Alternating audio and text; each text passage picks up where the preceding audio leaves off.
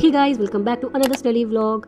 I hope you all are doing great. आज का दिन काफ़ी पीसफुल और प्रोडक्टिव रहा। वेदर भी बहुत प्लीजेंट था और ऑनेस्टली ऐसे दिन पढ़ाई करने का मोटिवेशन थोड़ा और बढ़ ही जाता है। सुबह जब मैं गार्डन में आई तो मेरी रेन लिलीज को देखकर सच में दिल खुश हो गया। इतने सारे फ्लावर्स एक साथ ब्लूम हुए थे कि पूरा फ्लावर पॉट बहुत ब्यूटीफुल लग रहा था। इन फ्लावर्स को इतने दिनों से ग्रो करते हुए देखना और फाइनली उन्हें खिलते हुए देखना reminds me that good things always take time. बिल्कुल प्रिपरेशन की तरह डेली एफर्ट्स का रिजल्ट शायद तुरंत ना दिखे, लेकिन एक दिन जरूर दिखता है। उसके बाद मैं फ्रेश होकर अपनी डेली पूजा की। मॉर्निंग में थोड़ा सा स्पिरिचुअल टाइम स्पेंड करना मुझे मेंटली काम और फोकस फील करवाता है। फिर मैं फ्रेश मैंगोज एंजॉय किया और एक क्विक ब्रेकफास्ट किया बिकॉज एम्प्टी स्टमक्स पढ़ाई में करने में मेरे लिए काफ़ी डिफिकल्ट होता है। अगर आप लॉन्ग स्टडी आज प्लान कर रहे हो तो हेल्दी ब्रेकफास्ट कभी स्किप मत करना। ब्रेकफास्ट के बाद स्टार्ट हुआ आज का पहला स्टडी सेशन और मैंने ज्योग्राफी उठाई। हमारे बैच में ज्योग्राफी कुछ दिन पहले ही शुरू हो चुकी थी, इसलिए मैं क्लाइमेटोलॉजी का रिमेनिंग पोर्शन कंप्लीट कर रही थी। आज मैंने climate, winds and related concepts revise की और फाइनली क्लाइमेटोलॉजी कंप्लीट कर दी। उसके बाद में ओशनोग्राफी स्टार्ट की। मुझे ज्योग्राफी में चीज़ें बहुत हेल्पफुल लगती हैं। सिर्फ लेक्चर्स देखने से काम नहीं चलता। लेक्चर्स के बाद 10-15 मिनट अपने वर्ड्स में शॉर्ट नोट्स बनाना और मैप या डायग्राम देखना कॉन्सेप्ट को बहुत स्ट्रॉन्ग बनाता है। कॉम्पिटिटिव एग्जाम्स में कॉन्सेप्चुअल क्लैरिटी ही क्वेश्चन सॉल्व करवाती है, रट्टा नहीं।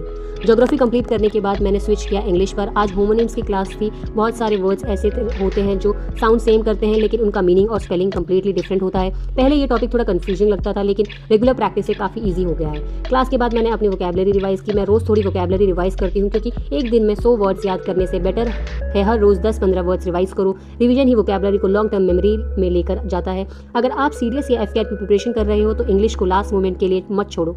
रोज़ सिर्फ 20-30 मिनट भी दोगे तो कुछ ही मंथ्स में बहुत इंप्रूवमेंट दिखेगा। 2 प्रोडक्टिव स्टडी सेशंस के बाद मैं एक शॉर्ट ब्रेक लिया और अपने लिए कॉफ़ी बनाई। लॉन्ग स्टडी आज में ब्रेक लेना भी उतना ही इंपॉर्टेंट है जितनी पढ़ाई।